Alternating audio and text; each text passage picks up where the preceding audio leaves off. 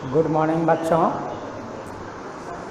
पिछली कक्षा में मैंने आप लोगों को इंग्लिश ग्रामर में पार्ट्स ऑफ स्पीच के नाउन, प्रोनाउन, वर्ब, एडजेक्टिव ये सभी चैप्टर पर चर्चा कर चुके हैं। आज मैं आपको नए टॉपिक के साथ नए चैप्टर को बताने के लिए ऑनलाइन क्लास में उपस्थित हुआ हूँ। तो सबसे पहले जो टॉपिक है वो है केस। आज का टॉपिक क्या है? केस। केस मीन्स होता है कारक। केस मीन्स कारक होता है। तो आइए आज हम केस के बारे में चर्चा करें।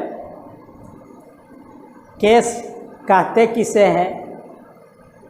केस नाउन या प्रोनाउन का वैसा रूप है जो सेंटेंस में, वाक्य में दूसरे शब्दों के साथ रिलेशन को दर्शाता है, यानी संबंध को दर्शाता है। उसे क्या कहेंगे? केस कहेंगे। जैसे देखिए, इसका डिफिनीशन क्या होगा?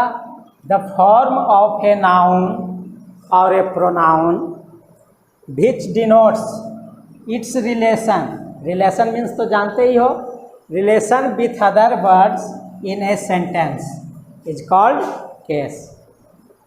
नाउन या प्रोनाउन का वैसा रूप जो वाक्य में दूसरे शब्दों के साथ अपना रिलेशन को दर्शाता है, उसे क्या कहते हैं? केस कहते हैं, कारक कहते हैं। अब आइए, केस तो समझ में आ गया, फिर से एक बार देख लेते हैं। नाउन या प्रोनाउन का वैसा रूप जो वाक्य में दूसरे शब्दों के साथ अपने रिलेशन को दर्शाता है, अपने संबंध को दर्शाता है, उसे क्या कहते हैं? केस कहते हैं। अब चलिए, केस का प्रकार, केस के कितने प्रकार होते हैं? तो केस के 4 प्रकार होते हैं। कौन कौन? नॉमिनेटिव केस, पहला जो हुआ काइंड नॉमिनेटिव केस हुआ, इसको सब्जेक्टिव केस भी बोला जाता है। नॉमिनेटिव केस मीन्स होता है कर्ता कारक।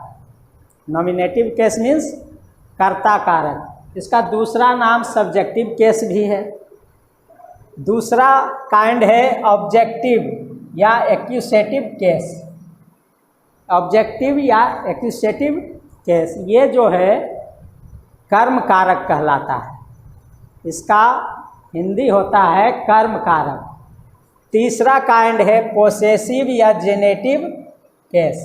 पोसेसिव या generative case. Possessive case means होता है संबंध कारक। और अंत में चौथा जो काइंड है वो वोकेटिव केस है। वोकेटिव केस मीन्स होता है संबोधन कारक। ठीक, तो चलिए, ये हम केस के 4 प्रकार के बारे में जान चुके हैं। अब इन्हें बारी बारी से समझना है। ठीक, तो सबसे पहले आइए नॉमिनेटिव केस। नॉमिनेटिव केस कहते किसको हैं? पिछली कक्षा में, क्लास में हमने बताया था सब्जेक्ट के बारे में। सब्जेक्ट क्या है? सब्जेक्ट मीन्स होता है कर्ता, ये बता चुके हैं पिछली कक्षा में। तो सब्जेक्ट है क्या?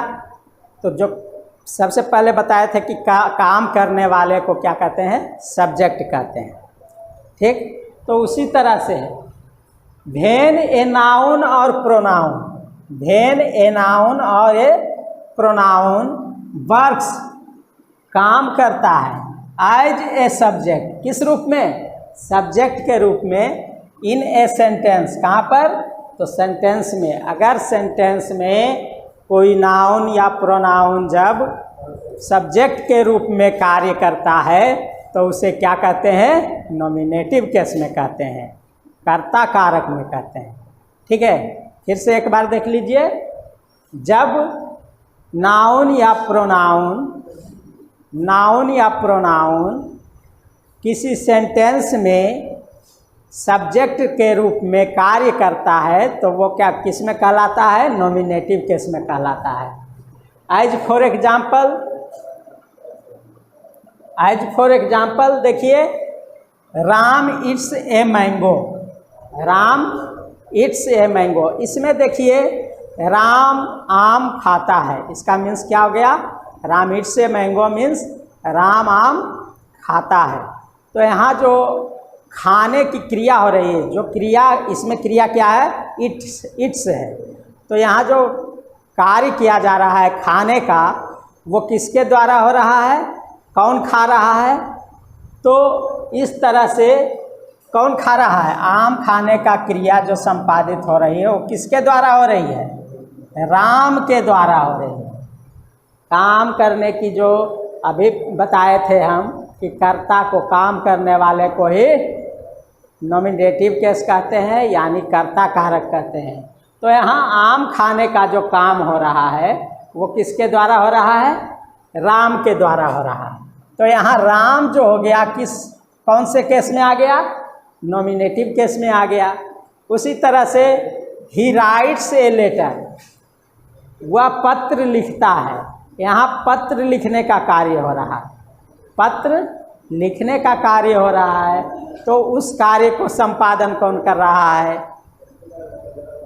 पत्र लिखने के जो कार्य हो रहे हैं उसका संपादन कौन कर रहा है? तो इसमें देखिए यहाँ वह कर रहा है। ऐसे भी अगर हमको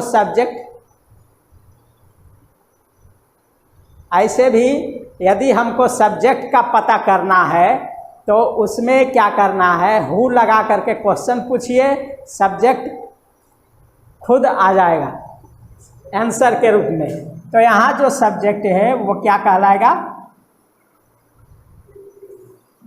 नॉमिनेटिव केस में कहलाएगा। यहाँ सब्जेक्ट के रूप में कौन कार्य कर रहा है? तो ही कर रहा है। तो ही हो गया क्या? नॉमिनेटिव केस में। अब चलिए, नॉमिनेटिव केस अगर किसी को दिक्कत होगा तो मेरा मोबाइल नंबर आप लोगों के पास है, बोल सकते हैं, पूछ सकते हैं। तो इस तरह से हम नॉमिनेटिव केस के बारे में जान गए। अब चलिए दूसरा काइंड है ऑब्जेक्टिव केस। ऑब्जेक्टिव केस क्या है? यानी कर्म कारक। कर्म कारक क्या है? कर्म कारक पहले भी बताए हैं कि कर्म कारक किसको कहते हैं? सब्जेक्ट के द्वारा किए गए कार्यों का प्रभाव जिस पर पड़ता है। सब्जेक्ट के द्वारा किए गए कार्यों का प्रभाव जिस पर पड़ता है उसे क्या कहते हैं? कर्म कारक कहते हैं। तो उसी तरह से इंग्लिश में भी है, जब कोई नाउन या प्रोनाउन सब्जेक्ट के रूप में किसी वाक्य में कार्य करता है, किसी वाक्य में जब कोई नाउन या प्रोनाउन ऑब्जेक्ट के रूप में कार्य करता है तो वो क्या कहलाता है? ऑब्जेक्टिव केस में कहलाता है। ठीक है, फिर से देखिए, व्हेन ए नाउन और a pronoun works as an object, इसमें सब्जेक्ट था, नॉमिनेटिव केस में सब्जेक्ट के रूप में कार्य कर रहा था। लेकिन ऑब्जेक्टिव केस में नाउन या प्रोनाउन ऑब्जेक्ट के रूप में कार्य करेगा, कर्म के रूप में कार्य करेगा, तो उसे क्या कहेंगे हम? ऑब्जेक्टिव केस में कहेंगे। फिर से देख लीजिए एक बार, जब कोई नाउन या प्रोनाउन किसी सेंटेंस में ऑब्जेक्ट के रूप में कार्य करता है तो वो कौन से केस में आता है? ऑब्जेक्टिव केस में आता है। एज फॉर एग्जाम्पल देखिए, she plays cricket. She plays cricket, यहाँ खेलने का क्रिया हो रहा है। खेलने का क्या हो रहा है? क्रिया हो रहा है। तो यहाँ प्ले क्या हो गया? वर्ब हो गया, क्रिया हो गया। तो खेलने का जो प्रभाव पड़ रहा है वो किस पर पड़ रहा है? क्रिकेट पर पड़ रहा है। किस पर पड़ रहा है? क्रिकेट पर पड़ रहा है। तो इस तरह से इस सेंटेंस में क्रिकेट क्या हो गया? ऑब्जेक्टिव केस में हो गया। अब दूसरा एग्जाम्पल देखिए, the teacher teaches him, teacher पढ़ाते हैं, किसको पढ़ाते हैं? तो उसको। यहाँ जो उसको है उसे, यहाँ उसे जो है ये कर्म कारक के रूप में कार्य कर रहा है, ऑब्जेक्ट के रूप में कार्य कर रहा है, इसलिए ये ऑब्जेक्टिव केस में हो गया। हिम क्या हो गया? ऑब्जेक्टिव केस में हो गया। कुछ सीख रहा है, कुछ पढ़ रहा है ना, कुछ जानकारी प्राप्त कर रही है। जब टीचर सिखा रहे हैं, पढ़ा रहे हैं, तो उसका इफेक्ट पड़ रहा है किस पर? उस पर। तो यहाँ पर हिम जो हो गया क्या हो गया? ऑब्जेक्टिव केस में हो गया, चूँकि ये इस सेंटेंस में ऑब्जेक्ट के रूप में कार्य कर रहा है, तो ये हो गया हिम ऑब्जेक्टिव केस में।